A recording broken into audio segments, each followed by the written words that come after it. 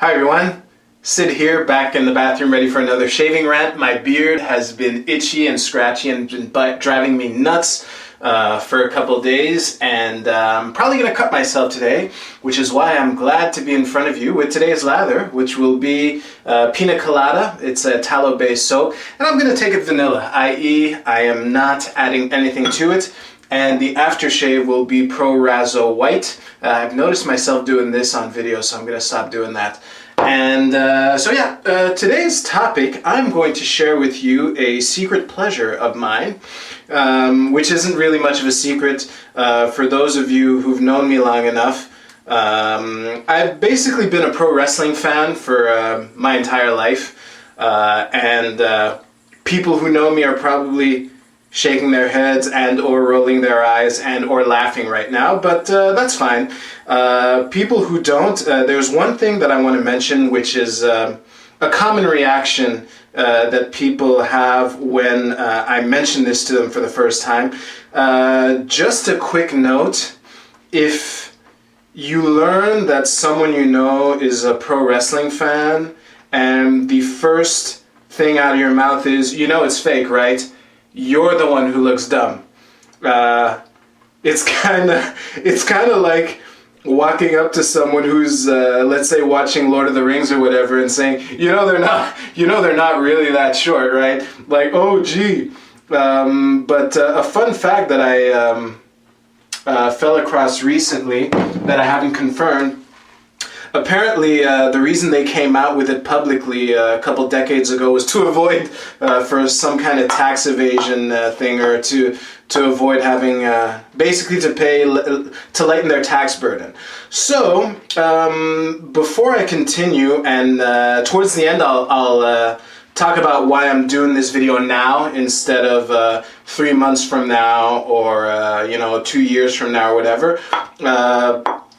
Basically, there's like a kind of, for lack of a better term, a kind of war on the narrative that happens in many domains, and some things I'll let slide and other things I'll push back. A nice example is when people talk about education, the education system. I'll very often point out that it's a schooling system, as I've done in a previous video. And basically, when I admit to someone that that I'm a wrestling fan and they say, it's fake, right? I'll say it's not fake, it's fixed. There's a difference. And sadly, very few people, actually probably none of them, are curious enough to ask what that difference is. But I will share that to you in just a moment, so I'll be right back.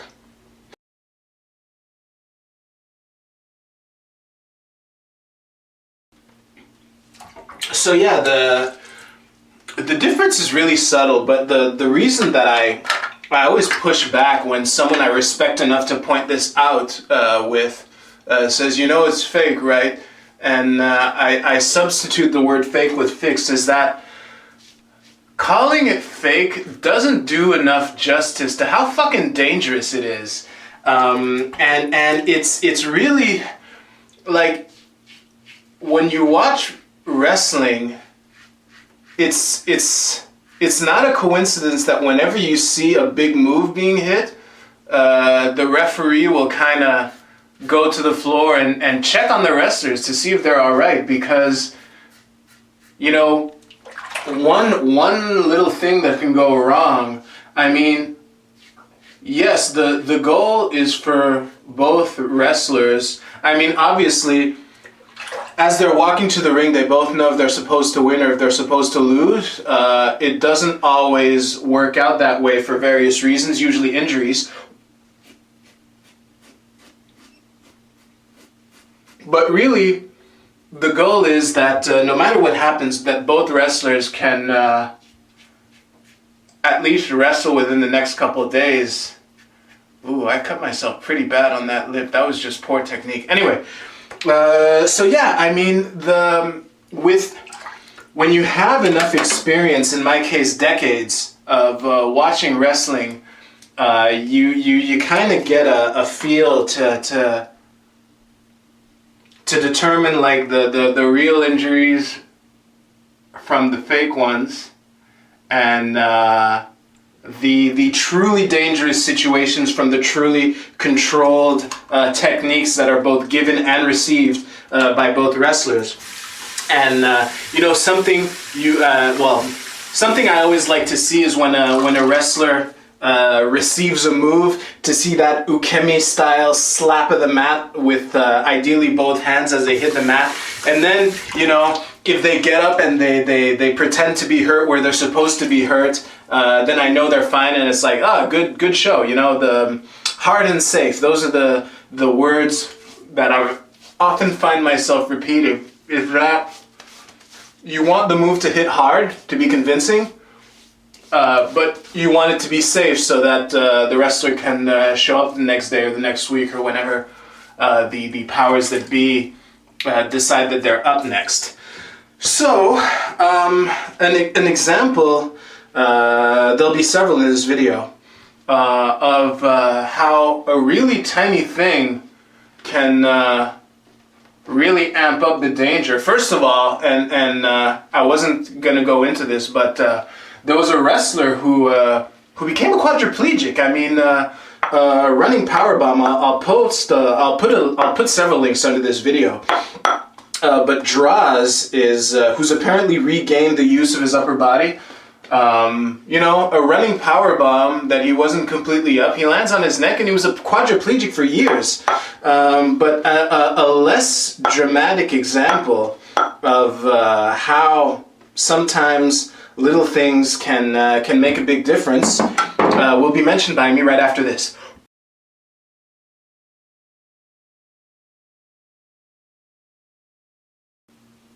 So, I forget which pay-per-view event this was. This was a couple decades ago, back when Kurt Angle was still in WWE. And I think it was a triple threat match. But basically, he was... this incident involved him and Triple H. And basically, the idea was that Triple H was supposed to give Angle a pedigree through the Spanish announce table. Presumably the Spanish announce table. And lo and behold, for those of you who don't know what a pedigree is, I'll put a link to the video right under here, because it's like a 6-second video. But basically, the plan is, had everything gone correctly, the table would have collapsed at that point of the maneuver. But basically, the table collapsed a second too early, and instead of collapsing here, it collapsed here. And basically, the table collapsing a second too early leads to a situation where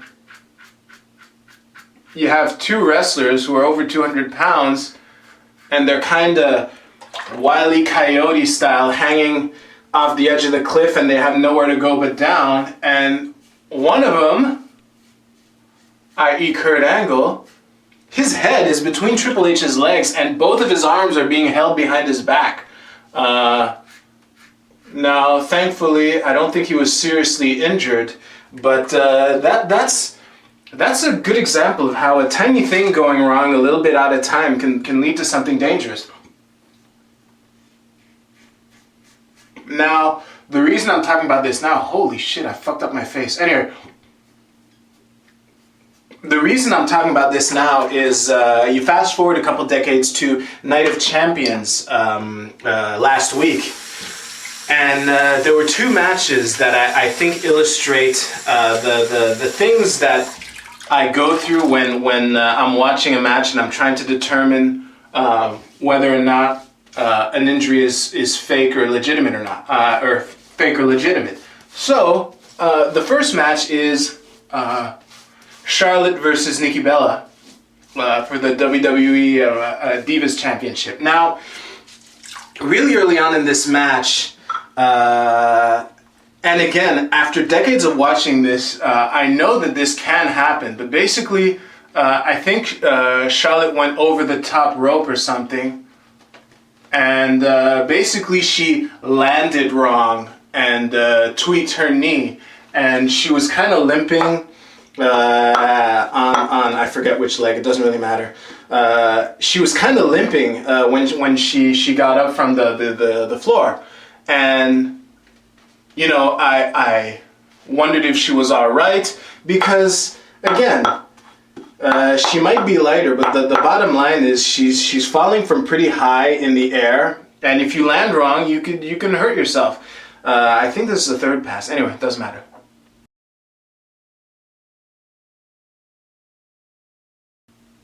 So yeah, I noticed Charlotte limping on her leg when she gets up, and I'm like, holy shit, did she just hurt herself? And what settled it for me, as soon as I saw Nikki Bella attack her leg, I knew she was fine. Because when a wrestler gets hurt for real, that's not what happens. And lo and behold, Charlotte won the match, and you know, at least I knew that she was fine, which is the most important thing.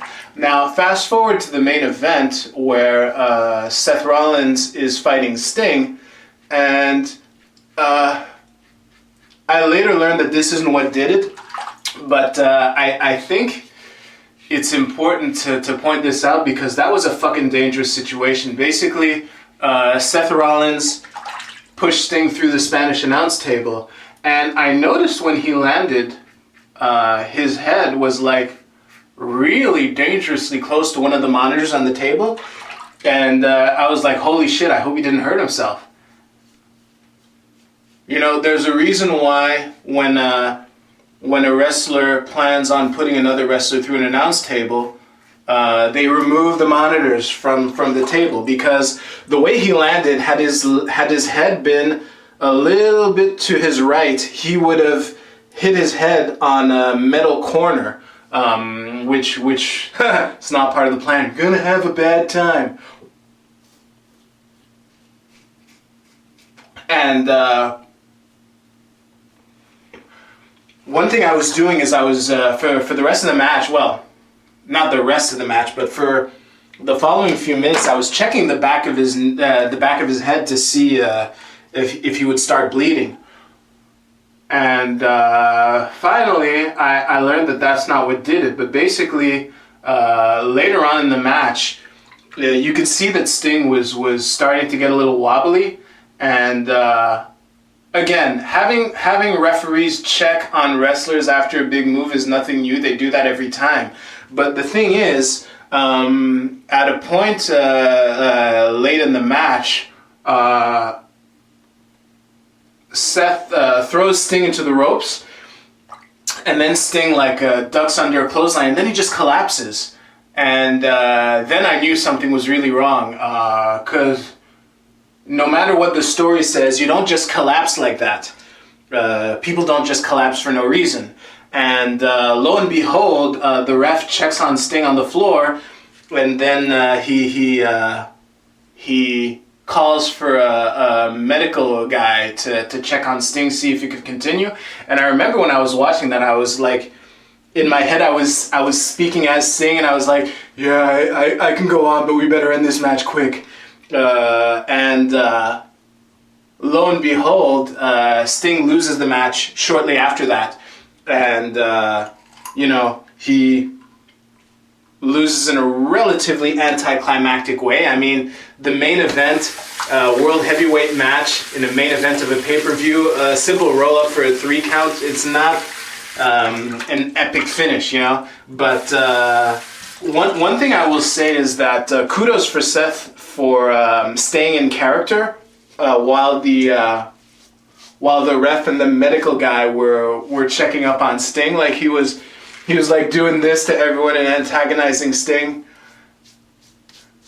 And in an interview I read later, apparently when Sting was being rushed to the hospital, Seth poked into the ambulance and said like, "Oh man, I'm so sorry. I had no idea what happened."